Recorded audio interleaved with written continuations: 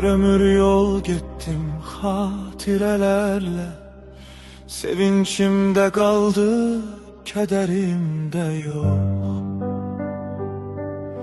Gidenler uzakda itip batsalar da, yüreğim deyir ki unutmağa kimse yok.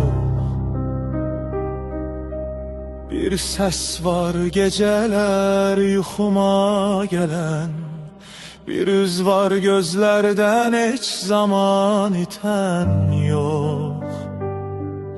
Zamanda acizdir bazı sevgilerden, bu kalbde yaşayır unutmağa kimse yok.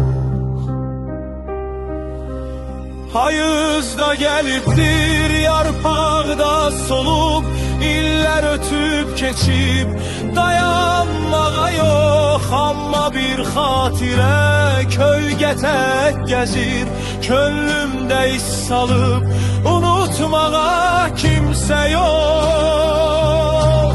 Bəlkə də həyatın ən böyük dərsi sevməyi öyrədir, unutmağı yok. Kimlərsə gedərsə xatirəsi qalar, bu dünyada sanki unutmağa kimsə yok.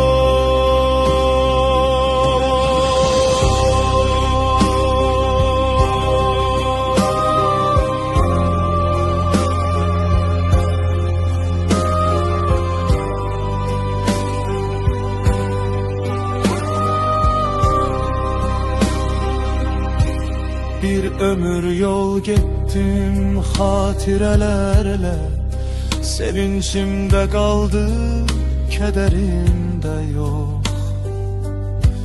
Gidenler uzakda itip batsalar da, yüreğim değil ki unutmağa kimse yok.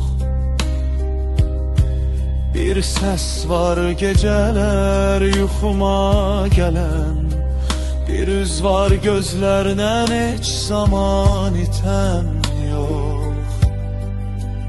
Zamanda acizdir bazı sevgilerden, bu kalbde yaşayır unutmağa kimse yok. Hayızda gelipdir yarpaqda solup, iller ötüp keçip, dayanmağa yok. Amma bir xatirə kölgə tək gəzir, könlümdə iz salıb, unutmağa kimsə yok. Bəlkə də həyatın ən böyük dərsi sevməyi öyrədir, unutmağı yok. Kimlərsə gedərsə xatirəsi qalar, bu dünyada sanki unutmağa kimsə yok.